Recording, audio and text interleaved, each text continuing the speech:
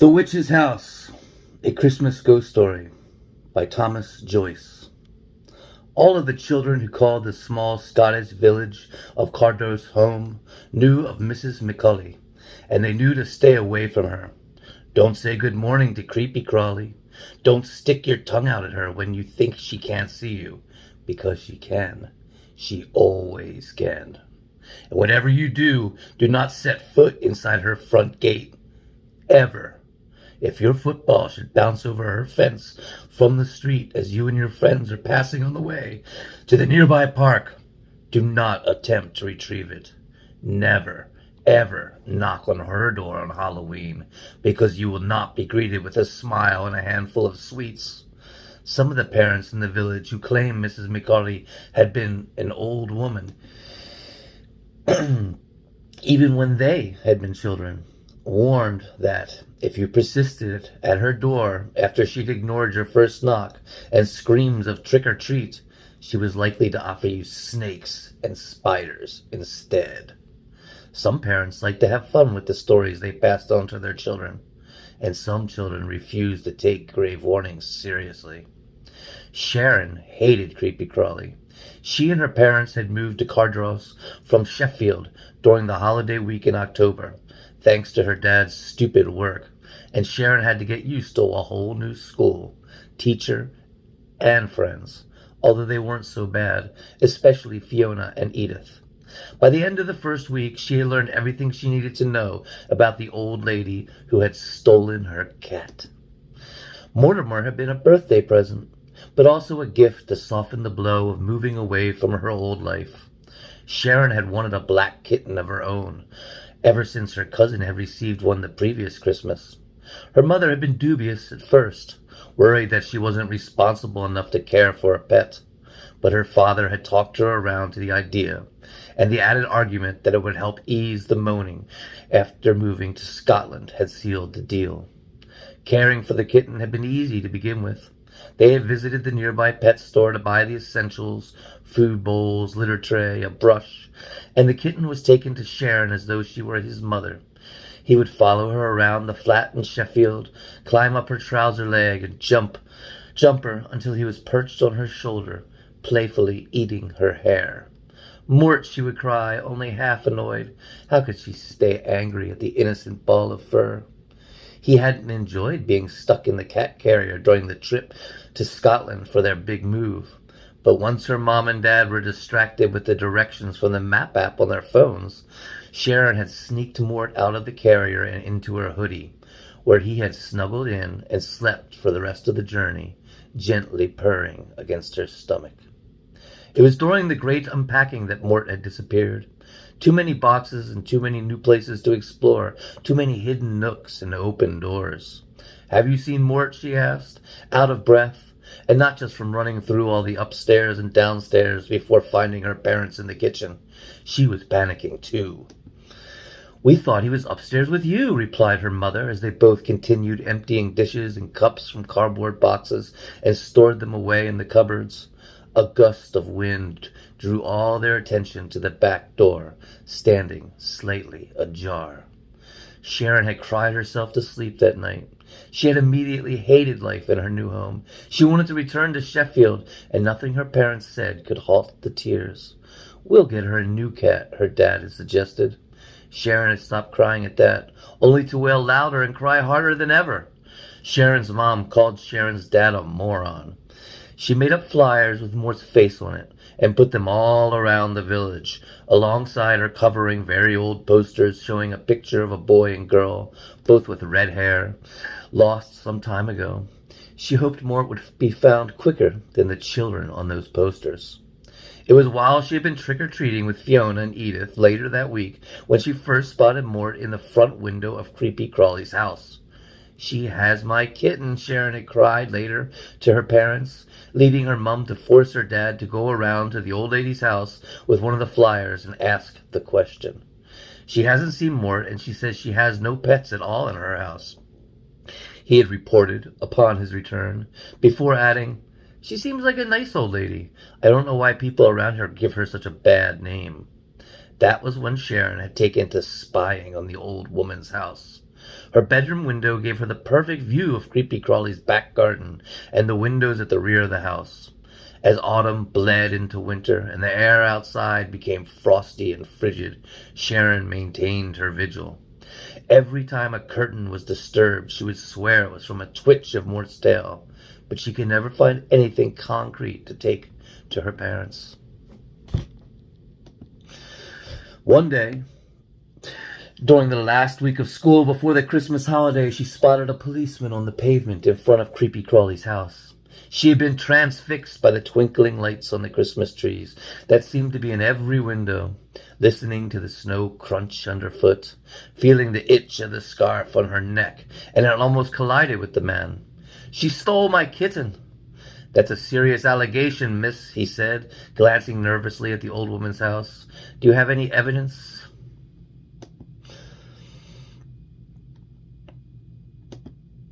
"I saw a cat in the window," she said, feeling the heat run up her cheeks. "My cat." Scoffing at this, and quickening his pace, the officer said, "We can't go arresting elderly residents of the village based on some nonsense rumors from silly little girls. You leave Mrs. McCallie alone, or I'll be having words with your mum and dad." If her parents couldn't help, and the police wouldn't help, she had only one course of action. The next day at school, when she was sure the other kids in their class wouldn't eavesdrop, Sharon let her two friends in on the plan. "You're crazy, Shaz," said Edith, a look of terror upon her small face. "She'll catch you and eat you up." "Yeah, I'm with Edith on this one," agreed Fiona, looking over her shoulder as the rest of the class sat in groups, huddled around an assortment of board games. It was the last day of school before the Christmas holidays, and the steady snowfall had kept the kids indoors. "You should just tell your mom and dad, or make an anonymous phone call to the police. Let them deal with it." She thought about the useless policeman. "And what if they mess it up?" asked Sharon, seething with anger. "What if they just don't care?" "No, no way. I have to deal with it. Tonight." Her friends feared for her safety, but she swore them to secrecy, promising that she would take care and abort the plan if there was a chance she would get hurt or get caught. She never intended to keep the promise, of course, but she was very convincing. She intended to get her kitten back from the lying old hag. That night, after she had said good night and left her mom in front of the television and said good night to her father over the telephone as he was still at work, she crept upstairs and quietly changed out of her pajamas and into a black tracksuit, black waterproof jacket, and black trainers before creeping out of her window. She found a hole in the hedge at the back of their garden. Had it been where her sweet Mort had disappeared almost 2 months previously? And forced her way through, ignoring the way that branches and twigs pulled at her jacket, the way they seemed to pull at her hair, clawing her back. Once on the other side, she glanced around the garden. Nothing but an ancient black wooden shed and a pristine layer of snow covering everything. An older garden, just what a witch would want her neighbors to believe, thought Sharon. The house itself was cast in darkness, the stone exterior hidden in constant shadow as no streetlights reached this back garden. Sharon went where light feared to tread. She ran through the rear boundary to the back of the building, leaving a single trail of footprints in the snow, and found the kitchen window pulled over, but not sealed shut. Able to squeeze her small, frostbitten fingers into the gap, she gently pulled it outward until the space was just big enough for her to fit through.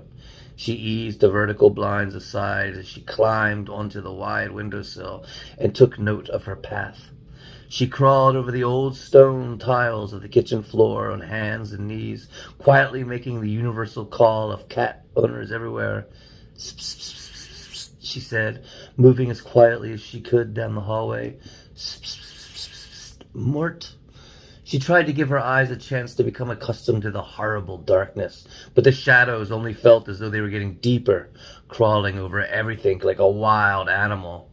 She couldn't see the ceiling, it was so high, and the upstairs landing where the staircase led was a void. What her limited vision could discern in the dark was that the house was old, but very well cared for. The floor was spotless. The arched doorway that led off the hall was exquisitely white and perfectly decorated with some kind of molding. "Psst, psst, psst, psst," She poked her head through the doorway, which appeared to lead into a single sitting room, complete with unlit fireplace and what appeared to be old-fashioned seats, the uncomfortable kind with very thin cushions, which seemed to be in every old person's home. To her surprise, there was even a dilapidated Christmas tree in the corner, furthest from the window, and ancient tinsel hung upon the fireplace. But there were no Christmas cards on display anywhere. She peered into the shadows beneath the nearest seat. Two eyes stared back. A shriek escaped her mouth before she could cover it and force it back down. Then she heard the sound she'd been missing for 2 months. Meow. "Oh, Mort," she whispered, mindful of her volume, reaching into the dark for her kitten. She felt his wet nose sniffing at her open hand, felt him rub his face against it and give a loud purr of happiness. She gently grasped him and pulled him toward her, letting him rub his face against her cheek, loving the sensation of feeling those purrs through his ribs. He didn't seem to be malnourished, and as much as Sharon would very much like to give the old hag a piece of her mind before she left, she had Mort, and that was all that mattered. There'd be a time enough to deal with Creepy Crawly the next day. "Who's there?" a whisper call from the hallway. When Sharon glanced over her shoulder to the arched passage, she could see a ghostly, flickering light descending from the ceiling. She placed Mort within her waterproof jacket and tracksuit top and scooted over to the side of the doorway, hidden from view of the hall. Remaining low to the floor, she risked a peek around the corner to find the source of the light. She was surprised to find Mrs. McCulley in a nightgown standing near the top of the stairs, a candle in her hand. Rather than being angry at the thought of an intruder, Sharon thought the old woman looked petrified. She felt the pang of regret. Yes, the old woman had lied about knowing where Mort was, had refused to return him to his rightful owner, his family. But now, here was Sharon, breaking into the old lady's home in the night and about to scare her half to death, if not give her a heart attack. Her shoulders sagged as she realized what she must do. "Please, don't be afraid," she said, not moving from her spot against the wall. She used her sweetest tone. "My name is Sharon, and I live over the hedge. I only came to get my kitten back. I just want to go home now." Shh. It wasn't an angry command, or even threatening. Sharon watched the light from the hall grow brighter until the old lady was standing in the passageway, her eyes wide. Sharon wondered what all the fuss had been about the scary old lady who lived in the witch's house. Her white hair was short and well kept. She was hunched over as though burdened by a great weight, yet she moved sprightly enough. She wore an old-fashioned nightgown beneath a well-worn dressing gown. Matching slippers kept her feet warm. "I'm so sorry, Mrs. McCaukley," Sharon said, blushing at the shame of almost using that undeserved name. "I just want to go home now that I have my—" "Shh," she hissed, more urgently this time, holding a finger up to her lips. "She'll hear you." Sharon's eyes darted from side to side, trying to find anyone else in the room. She ignored Mort's rough kisses on her chin. "Who will hear me?" Before Mrs. McCulley could answer, there was a gust of cold wind, and the old woman's candle went out. "Stay next to me," she whispered, and Sharon felt her cold, wrinkled hand grip tightly onto her own. "No matter what happens, stay with me." Sharon's heart was racing, the blood pounding in her ears, almost deafening. There was another gust of cold wind, a wail, and then the fireplace burst into life, followed by candles sat on the surfaces around the room and the twinkling lights of the Christmas tree. Sharon was disturbed, but not surprised to find the tinsel hung everywhere was black. The sudden brightness illuminated the space, casting flickering shadows against the wall, yet unable to reach into the deep corners. Sharon heard the old woman shriek in terror and drop the candle she had been holding, both hands now covering her mouth, her huge eyes upon the girl. Mort scratched Sharon as he fled from the safety of her jacket and darted into the hall, and still Sharon felt the old lady's hand gripping her own. She looked down and saw the ancient, ash-covered hand of an old crone holding hers tightly. She followed the sight of the hand up to the sooty black cloth that covered the arm, unnameable things wriggling beneath it, up to the black veil covering the face of the creature who now stood between her and Mrs. McCully, the head turned down to look at her. "Welcome to my home, Sharon Jeffrey," it croaked. "I do hope you enjoy your stay." Sharon watched as one by one, out of the shadowy corners, an assortment of witches' past guests appeared.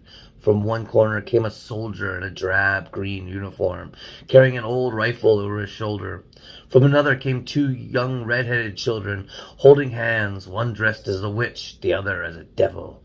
Both carried little plastic buckets with image of jack-o'-lanterns painted on the front, and both wore masks. In another corner stood a policeman, one wearing a much older-fashioned uniform than the one Sharon had encountered outside this very house. This had probably been the last police officer to take a silly little girl seriously, and he had paid the ultimate price for it. All of the guests were missing their eyes. They all opened their mouths wide to scream, and Sharon could see that they were also missing their tongues. She pulled and pulled at her hand to try to free it from the tightening grip of the old witch, the real creepy crawly. "She's only a child, Agnes," pleaded the old woman, now holding onto the archway for support. "Let her go." "Quiet, you," hissed the witch, pointing a bony old finger at Mrs. McCully. "She has already seen too much." The grip on Sharon's hand tightened even further, and the wicked woman turned to face her again, a devilish grin upon her lips. "And you know what we do with trespassers." "Cover your ears, child," said Mrs. McCully, but it was no use. Even if Sharon had both hands free, she was too slow compared with the speed of the awful crone. "See no more, speak no more, hear no more, want no more," chanted the witch. "Give thine senses to me." Sharon suddenly felt her hand again, and she was free. She pulled away from the old cackling clone, and yet as Sharon pushed her way past the witch and the old woman, she could still hear the chant in her head.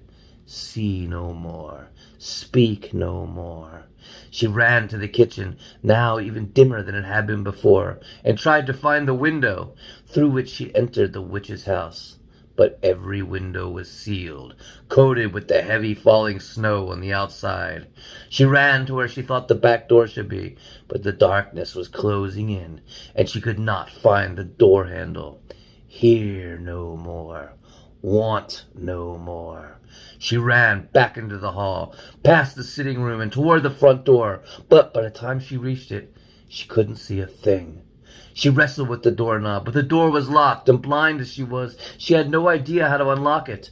Through the cracking and chanting, she could still just make out one more little noise, the purring of a cat, coming from down by her feet. She reached down and felt the little black fluff ball that had been her Mort, would forever be her Mort, leap into her arms and kiss her on the chin. "Give thine senses to me." Even as the cackling grew fainter and the chanting drew to a close, even as she felt all hope drifting away and knew that she was doomed to an eternity as a guest in the witch's house, she could still feel the warm, comforting ball of fur purring against her cheek. The witch had robbed her of the ability to see her kitchen, to hear his meowing, had trapped her within these four walls to join her party of forgotten spirits. But at least Sharon could still feel the forgiving love of her rescued pet, her rescuer, and she swore she would never, ever let him go again. The end.